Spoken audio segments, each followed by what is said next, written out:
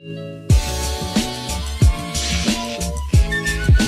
what's up, everybody? Welcome to the PlugCast. It's Cali Plug. I got a really special guest, Siobhan Danger from the Grow Sisters. What's up, Siobhan? Hello. How's your day going? It's so good. I traveled all the way down here just to see you guys. Super excited to be here. Damn. Yeah. So where'd you come from today? We're coming straight from Humboldt County. Ooh, the Mecca. The Mecca. The Mecca. Yes, sir. Okay. What's it like coming down to SoCal? What do you like about coming down here? Oh, well, there's things happening. Okay, cool. It's fast moving. It's fast moving. There's lots of stuff happening, and especially now that cannabis has taken hold and we're able to see that coming out. We're seeing people smoking, we're seeing the billboards, we're seeing happening. It's not underground anymore, and it's really beautiful. And the community that I come from, it's always been open. And so it's really exciting to see that popping off.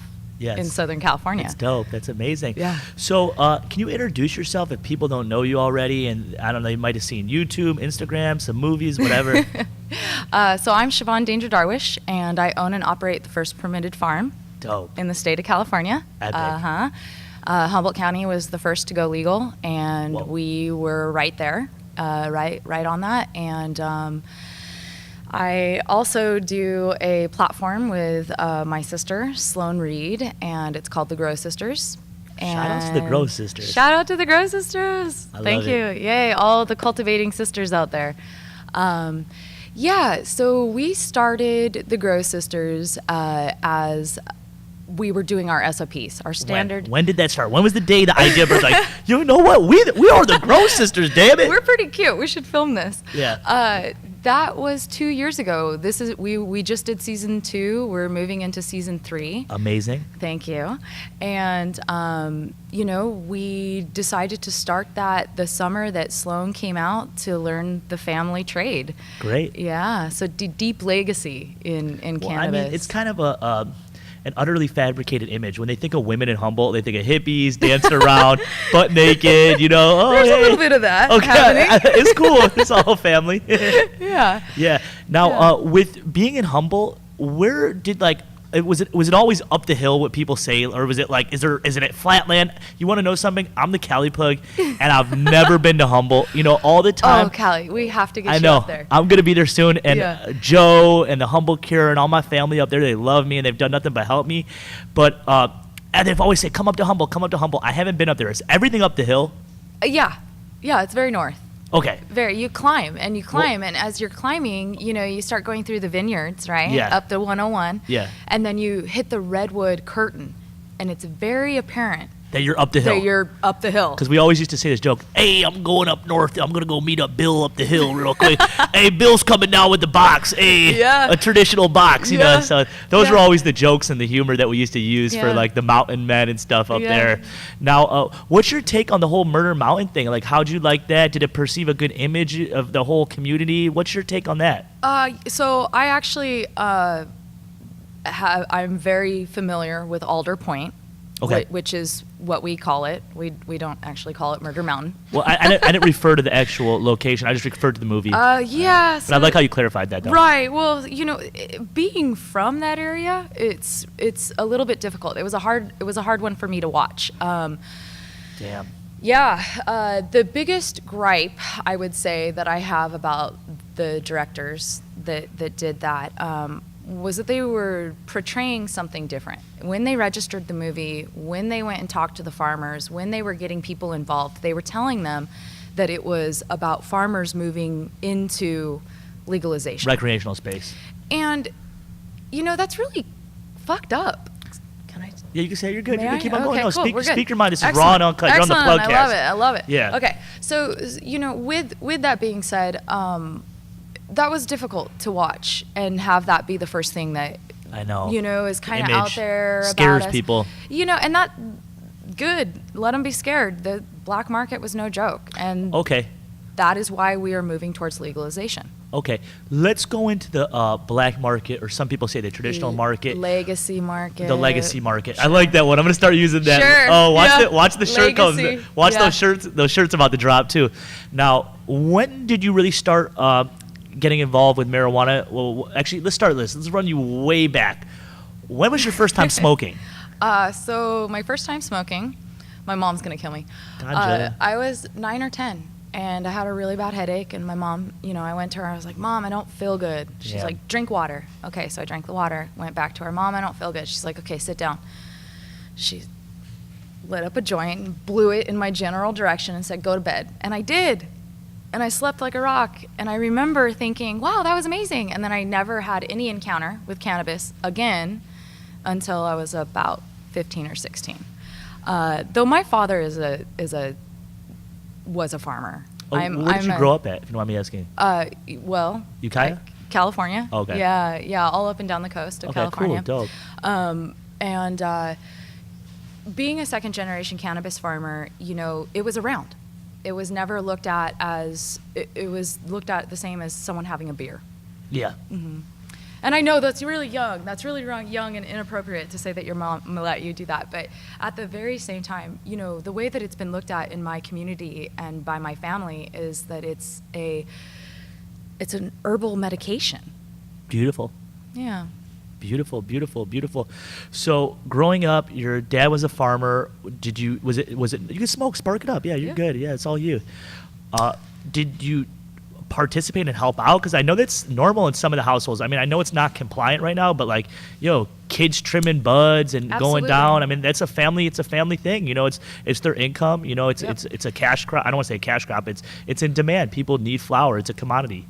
Absolutely. My favorite thing was to go water. I was kind of a shithead when I was a kid, if you can imagine, right? Well, you guys middle named me Danger, come on, Danger. But yeah, and so they would, when I was being a jerk, they'd be like, go water. And I just remember standing out there and meditating, doing this meditation of breathing and watering and taking the time to be around the plants. And, I really feel like getting to see my family and my community being cultivators was really, it really formed who I am. Okay, crazy. Whoa, Yeah. dope. Now, with a lot of the Humboldt farmers, it's mostly outdoor, a lot of greenhouses. Now, do you see a different kind of switch of the people that are in the town and in the area? Do you see a lot of different nationalities? Do you see more diversity? Do you see corporate people coming in? Like, what's all that vibe like? This is a great question. Okay, cool. I recently just drew out, I had to do it for myself, who owns what land, where they own it, yeah. Yeah, so we are in, where do I start? Well, it's so much. Go ahead. Well, I know that a lot of my Russian friends own property up there. Yep. I know a lot of my Bulgarian friends own property out there. And I know a lot of my Asian friends own property out of there, and I know that there's farmers that have owned property out there for 80 years and their family and their generations and generations. And I know there's a lot of corporate people. I just was at a meeting with my lawyer and he's like, yo, this guy's a Humboldt farmer and this guy was in a suit and everything and all spiffy diffy and, Yeah, lots and lots of different people. We saw an influx about 10 years ago of people coming in, and it was almost like right around the time that something happened. Light deprivation came, and we were able... The light deps hit hard. The light deps hit hard. That really got the word out, and there was a massive influx of people. And so we started seeing a lot of different people, which was actually really kind of awesome for us because it was just a bunch of white people. Yeah, yeah, I know. And diversified and moved the economy. Right, exactly.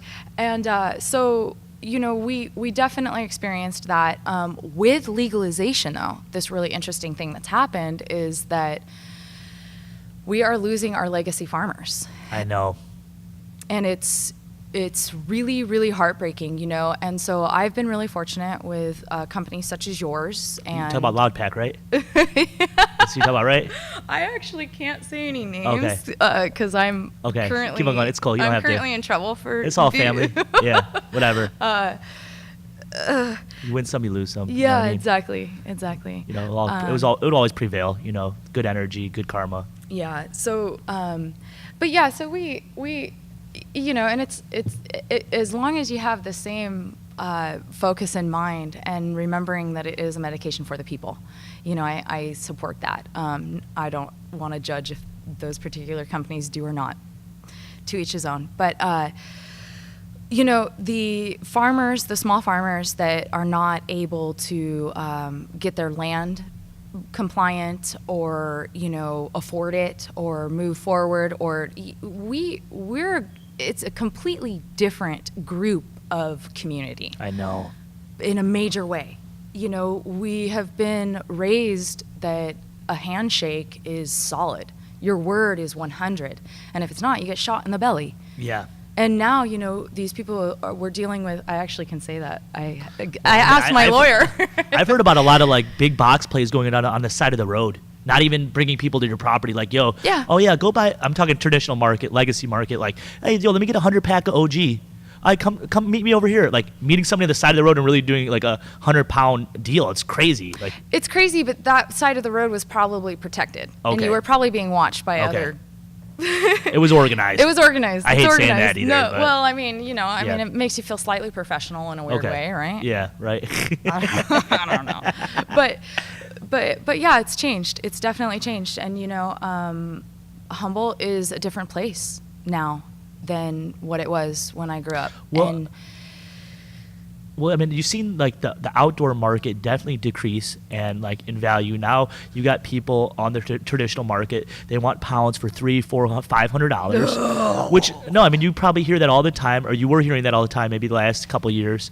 And now it's totally changed, but you still have these elite Humboldt farmers that grow amazing outdoor, that grow the best outdoor. Thank you. I appreciate you so much for bringing that up, because really what's happening is we're seeing a movement of conscious consumers. And what that is going to bring is the realization that these farmers that you're speaking of, that their craft cannabis, their full sun, that is starting to really be looked at. They have to tighten up, totally.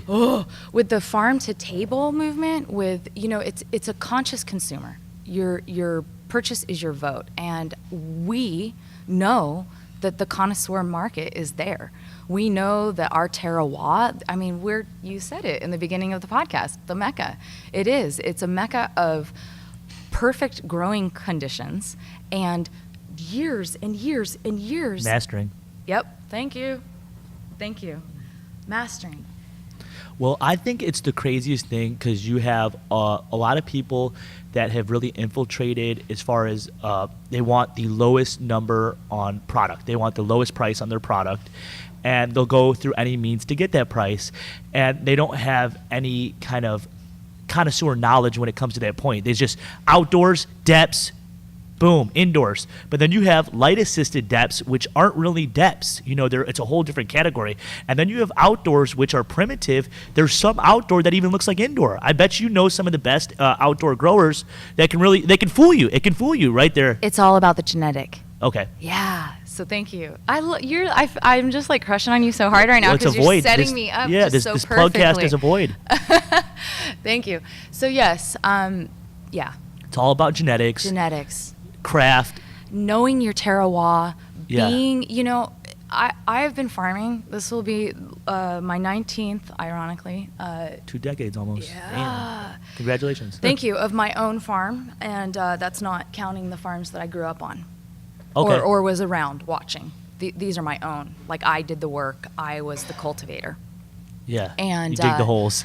With my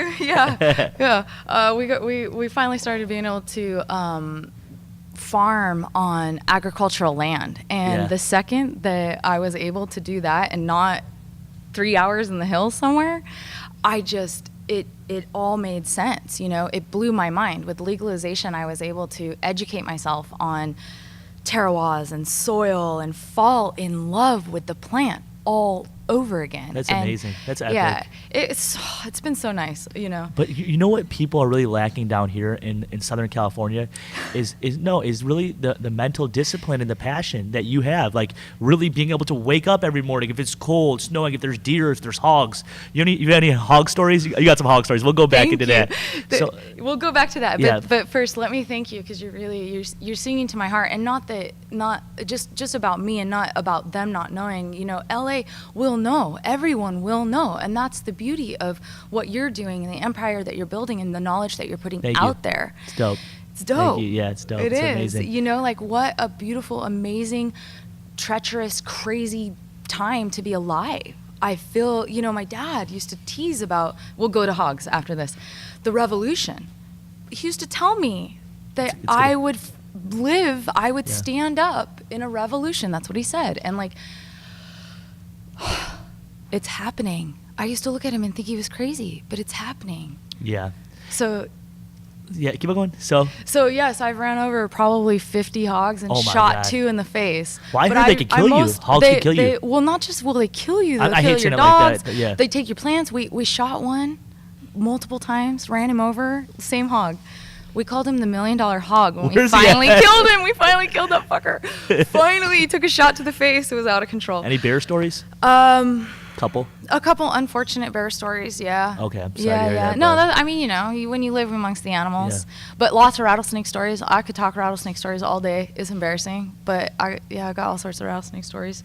I'm fucking backwoods, man. Like, when it comes out like so quick. Yeah, you know? I know, as it should. But but I'm learning to navigate in the beautiful Southern California, and I love it, and I love being down here, and I love bringing, you know, experiencing what you guys are experiencing in cannabis, because what we've been experiencing is so different. I'm just like, I got a ticket for not parking close enough to the curb. Oh my God. I almost got kicked out of a sushi joint for putting.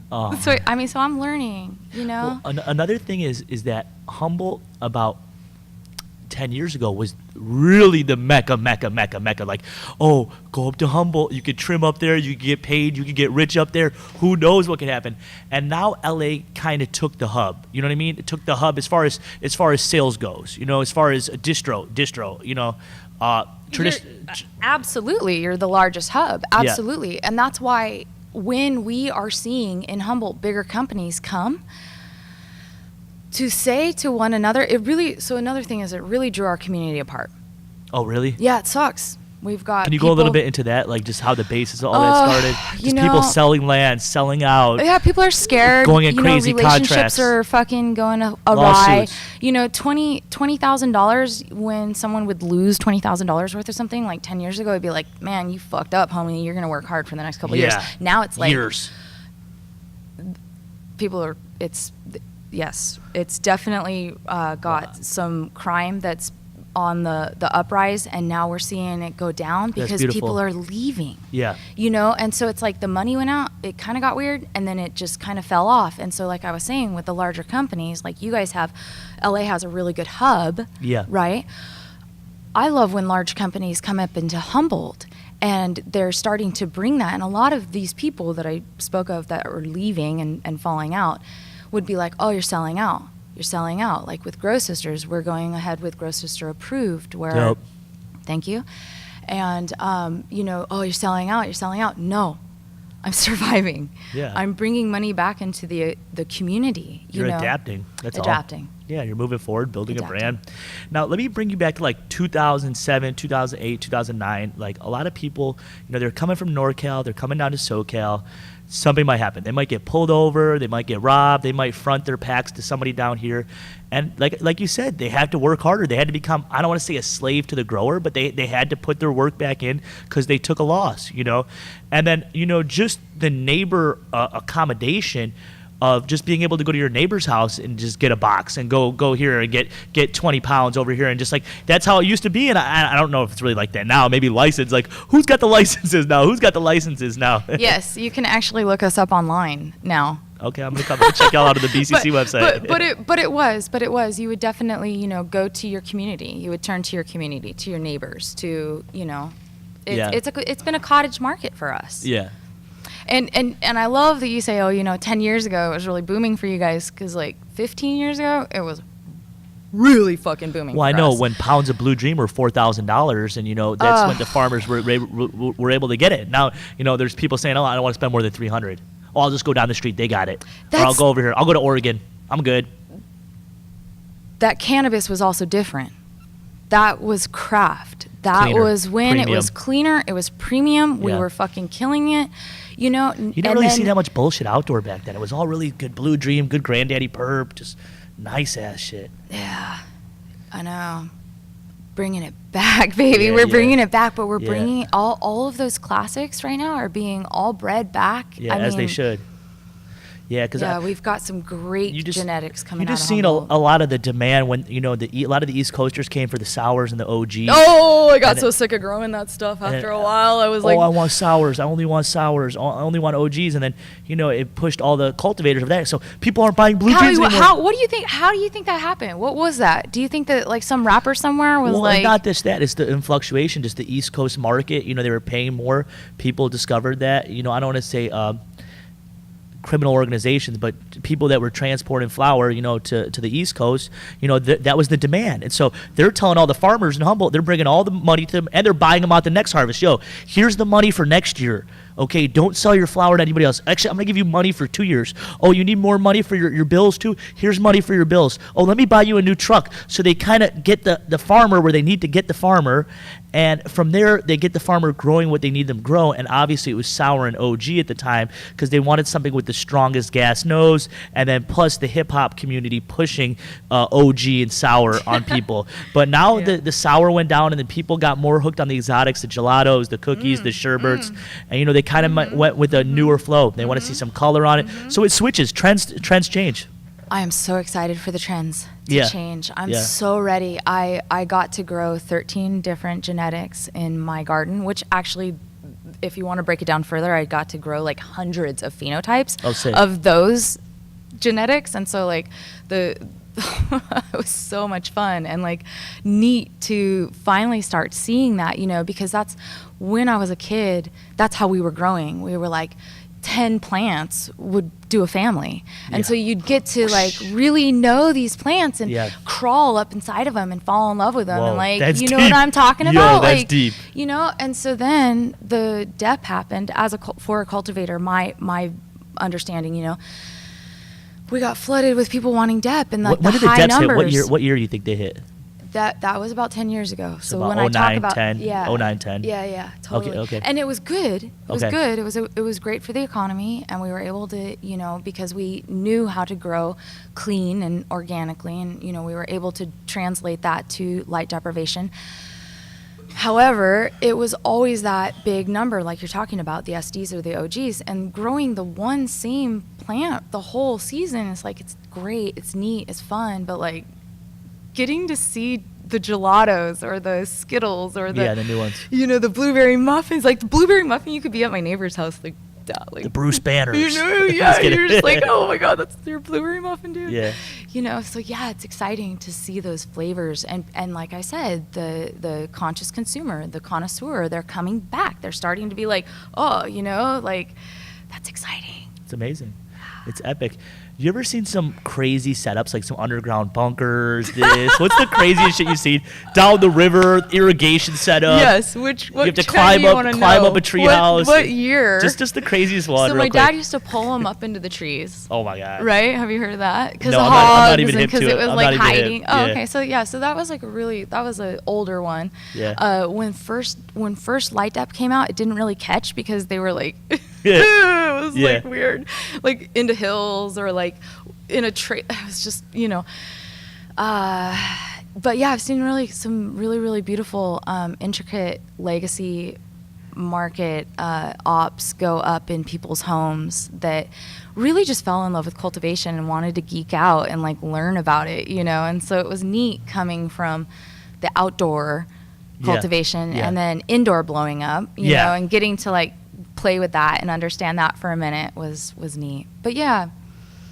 What about the respect level for females in Humboldt County? I love this question. Yeah. So this has a time period on it, and it also depends on who you're hanging out with, for sure. But for my community, the women have always been the farmers. It was the men who went to work in town. Oh, really? And the women stayed. So people don't know that. Women, well, majority. My followers know that. Oh, they know that? Well, our community, fuck yeah. Who were the people that were making the kitchen witches were making the salves?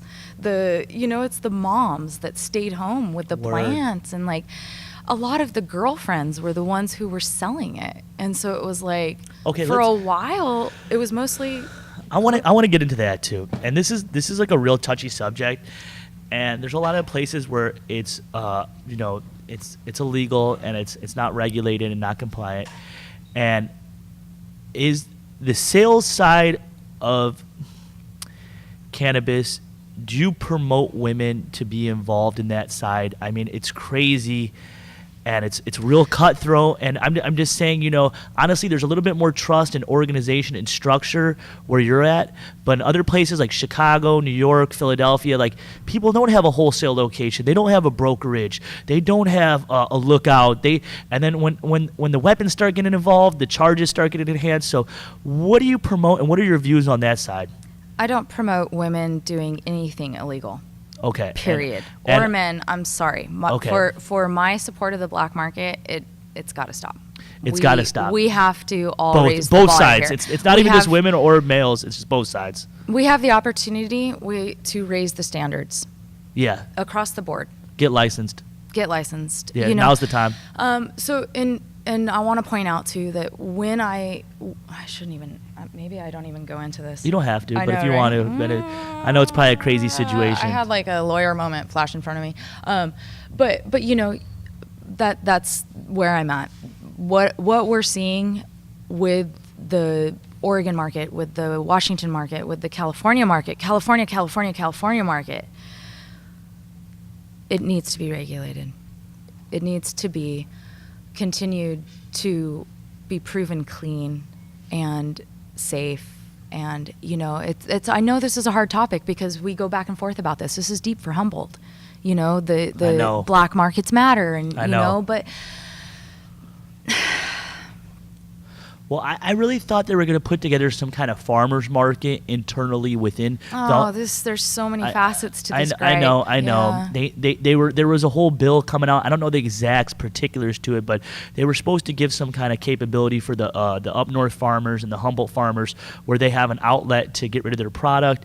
But it still gets kind of tricky because, you know, there's just a 1 ounce purchase limit, and then boom, and then you have, you know, they have to have a distro license or they have to have a retail license to purchase. So it's just a lot of bureaucracy that's kind of cornered the Humboldt farmers out, you know, as far as the ones that need to get their product off by any means, you know, so they look into other situations, you know. So and a lot of things, a lot of people they think it's tough to get compliant and get legit and get licensed. What is your take on that?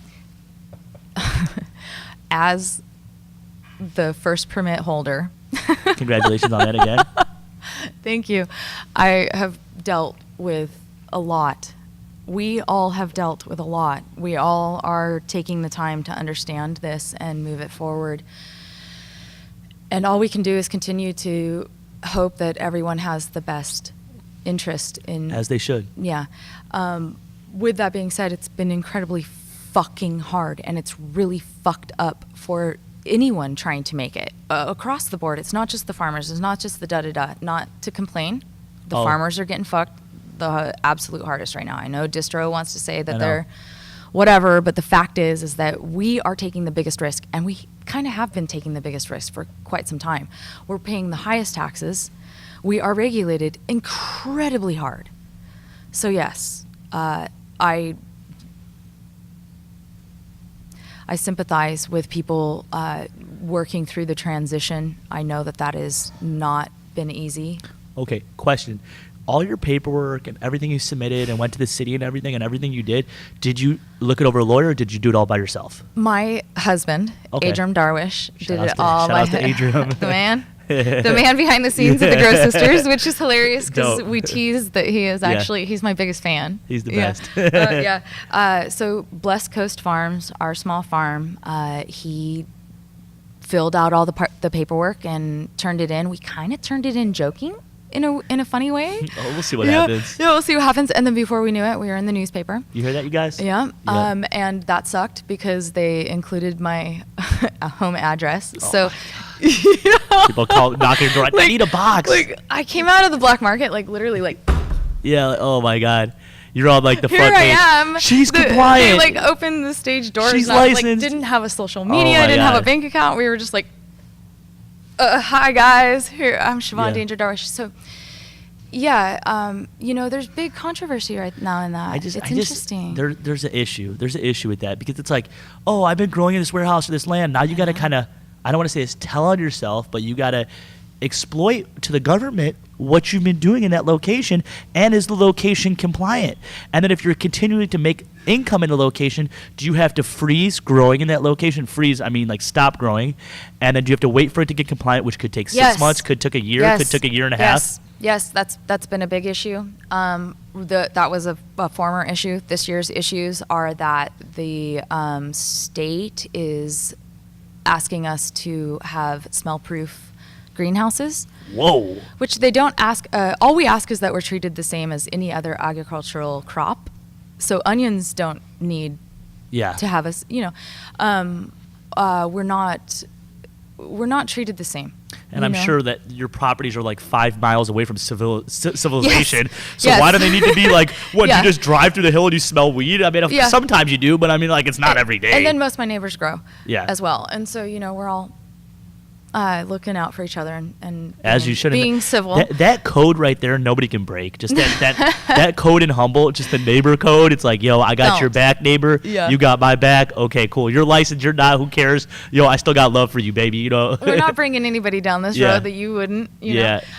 So yes, we have definitely dealt with a lot, and we have been taxed in a really ugly form. It's gnarly. It's gnarly. Anyone who's doing it, who's going through it, I give them so much props and credit. Well, a lot of people now, it's hard for them to report to somebody, to answer to somebody, to tell on them, not tell on themselves, to tell them about themselves. They still want to be discreet. They still want to be low key. They still want to be in the closet. They don't want to come out and be like, yo, now I want to get legit. The government's giving us an option where we can get legit and get compliant with this. Why don't we do it? Yeah. We are seeing that. We definitely are seeing that.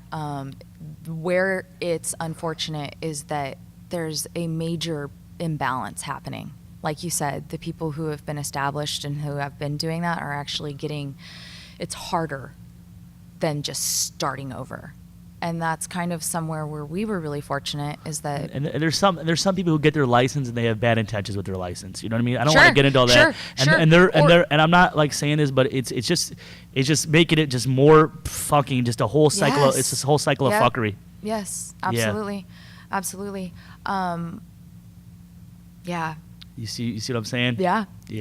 Or just it's not just the state. Like they're working it out as we're working it out. We're all just working to understand what the fuck we even have on our plate. Another thing I want to tell somebody, it's so new. It's so new. And I say this in every one of my interviews. Like, yo, we're in February right now. True. Technically, yo, this is really in my opinion, the second month of recreational cannabis. Because I mean, just when the bylaws and everything was submitted.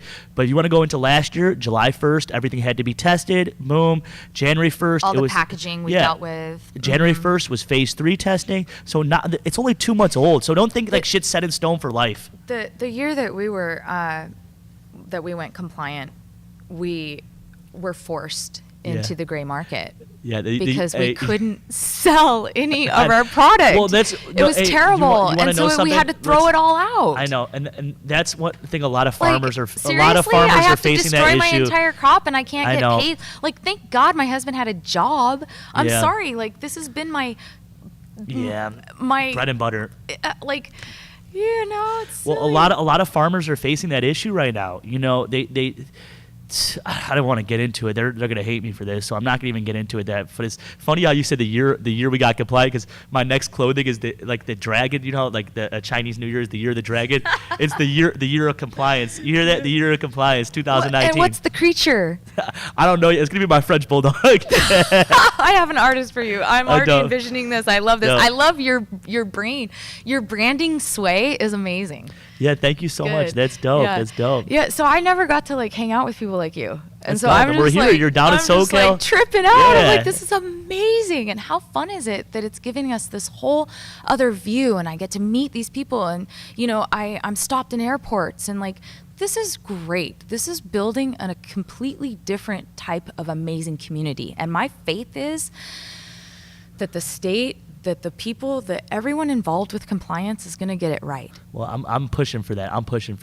And when was the day like it hit you like, yo, I'm an influencer? Like people like people are seeing you at the airport, they're seeing you out in public. You're like, yo, I'm like people like they like my life, they like me. It kind of didn't for a while. Okay. And then people were like, oh, you have a lot of followers on your thing in my town, and I was like, oh, do I? And then I started looking around, and I was like, oh, like a lot of people are like looking at me. This is cool.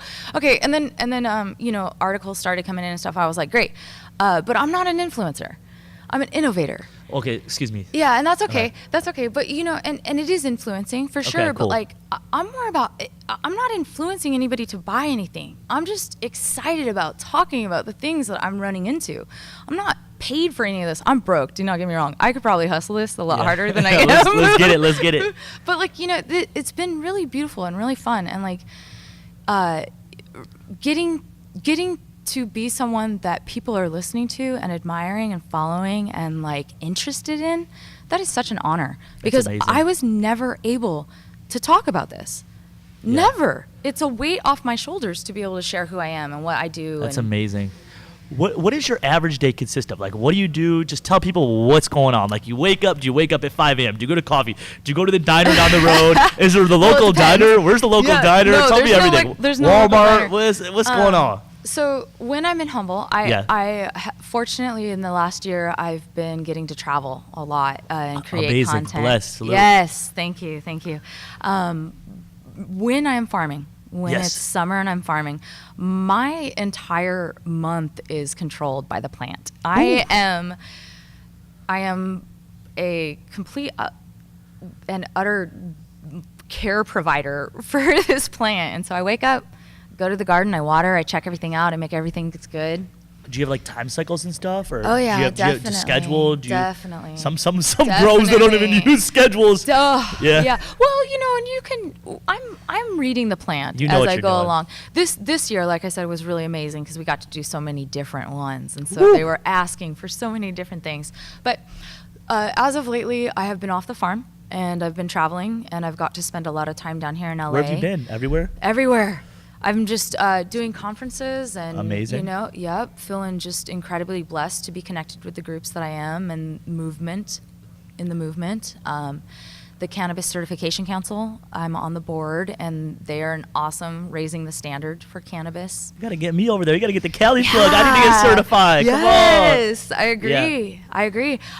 Yeah. And just opening that up into getting to see what everyone else is doing and realizing that, like we were speaking of, that voice, having that voice and the authenticity that we have cultivated as the sisterhood, Grow Sister approved.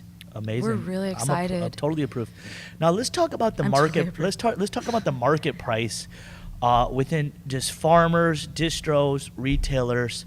You go into a lot of businesses and it's a 30% markup usually on products, depending if it's more of an exquisite product, 30, you think? Some are 30, some's a little bit more. It feels a lot more. I mean, maybe I'm tripping. No, you're right. No, you're right. As a farmer, I'm not talking about weed. I'm just talking about when a cheeseburger, you go to Whole Foods. Gotcha. Boom, let's get back to the cannabis market, okay?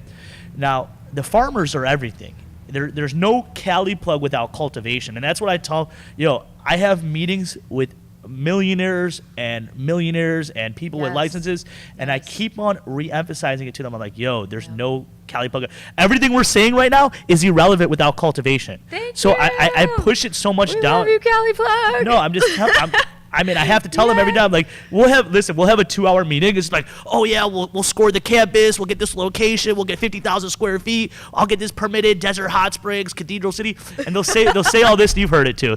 They'll say all this stuff, and then I'll be like, this is all irrelevant without cultivation. Like, this meeting we just had is totally irrelevant. So, like, salute to the farmers, and that's what people got to realize. Like, Thank you. So what really needs to happen is that everyone needs to drop the egos, and we need to kind of, I don't want to say unionize the farmers, but they need to conglomerize and tier out their product. Because, we have some that are growing exquisite, Excalibur genetics, and we have some that are just growing more commercial. But it's still clean. It's still clean meds. It's still clean flower. But it's the grade. There needs to be grades. Absolutely. And there needs to be particular, maybe 1 to 2 central distributions with potential brands, if the cultivation is a brand, or there's other brands that are pumping the actual flower. We can't get saturated with 100, 200 distros, and we can't get saturated with too many brands, even though everybody deserves to brand and showcase their product. But they can brand and showcase in other ways too. How do you feel about that? I think that this is going to be the natural evolution of what is happening as it is. At least this is what we're seeing with true. The current situation, right? With all of the legal attributes going on. Well, the primary issue is that, okay, the cultivation's giving the distro or the cultivation's giving the distro or the micro business, they're giving them an amazing price. They're giving them good prices, okay? Now, the retailer, however, is marking it up probably about 50 to 100%. Yes. And that's what's creating the problem for the consumer. Now, the retailers, dispensary owners have the biggest heads, the biggest egos. It's the worst. And now all they want to do is complain about taxes and complain. I'm not making any money. Well, you're scaring people because your prices are so high. So, if they see an eighth for $50, $60 and they know the eighth is $20, like I said, marijuana is an excessive commodity. It's everywhere. I promote people to buy it on a recreational level, but, they might get turned away buying it recreational because the price is so high. Yes, and again, so we got to team up. Hey, we got to team up and we got to figure something out. Agreed. So there's a median and the consumer's happy and they know the price point. But it really comes down to the retailers coming to terms with themselves. Maybe a 30% markup instead of a 50% or 100% markup would be more accommodatable. And I know that they're probably to get rid of the cultivation tax. How do you feel about that? Those retailers that you're talking about that are bitching currently, they're bitching currently because they're not making it. And they thought they were going to get rich. Yeah, right. And so what you're saying about we need certain, well, that's what we're seeing. We're seeing these guys fall off. And so true. With that, I'm not saying drive the prices in any direction other than where they need to be. Okay, that's all. Say no more. And I love your grading system. Absolutely. If you are a connoisseur and you're buying here, that's great. If you're whatever, I'm just going to smoke some. I just wanted to name like 10 brands. It's cool. They already know. The lowers halves of the shit, right? So, yeah. Well, I can even speak about a brand. Are you familiar? You ever heard of a brand called Devil's Lettuce? Oh, no, but isn't that's a derogatory term or not derogatory? No, but they're actually pretty big in retailers. They're probably at about 150 shops. Oh, wow. And interesting. They really have a low price on outdoor, and they get it off, and people like it. They get to smoke a fatty. That's because people don't know what true outdoor looks like. We haven't breached that market, and so it goes just back. Like I'm laying in bed at night, and I'm worrying about all this shit you're talking about, right? Yeah, I know. So I'm like, what do I do? Educate, make videos, talk about it. Yeah, that's why we're here. Content. And so it's like I want to can we next time get some of that and like do a side-by-side comparison? Let's have you on the next let's have you on the next one. Yeah. In a couple, and bring some sisters. Yeah. Nice. Shout out to my sisters. Yeah. To the sisters. Okay. Yeah. Now, can you give some motivational words for just females trying to get in the industry that they know they have a passion for marijuana, but they don't know where they can get in and fit in. And they might not have the niche, but they know inside, like, I want to do something with weed. What's your words for them? The future is feminine, and the plant is feminine. Oh, damn, that's deep. That's a deep one. I love that one. Thank you. Continue to believe in the goddess. And if this is your path, that's great. And if not, then you'll find your path along the way, because that is the magic in the medicine. That's beautiful. So I know that there's a lot of people trying to get into the cannabis space right now. This is something that comes up for Grow Sisters often. I love, love, love that Grow Sisters is working as connection for people. So continue to use that platform to talk to one another, to communicate, connect with me, come say hi to me. I love it. I love when you guys come say hi to me. Real quick, how can they reach out to you? Do you have social media handles that you can Absolutely. tell Thank people? you. Thank you, Kelly. Thank you. Grow Sisters on Instagram, and pretty much every other platform you could throw out there. Dope. I am Siobhan Danger Darwish. My farm is Blessed Coast Farms. DM your questions. Yo, she's here for you. That's dope. And those of you that I have not answered your DMs, I love you. Thank you for being patient. You'll get around to it. Yeah. Do you have any other shout outs before we jump off the PlugCast? Yeah, Common Currency. Thank you guys so much for bringing me here. Common Currency, what's up? Yeah, you know, shout out back home, everyone in the Emerald Triangle. Love you guys. Love you guys. Thank you, thank you, thank you. Yeah, thank you, Cali Plug. Okay, thank you for coming on. And like I said, we're gonna have her on some more episodes. We'll have the sisters out, and you have a great time in SoCal. Okay. Thank you. Yay. Thank you, Cali. Cheers to the weekend, bitches.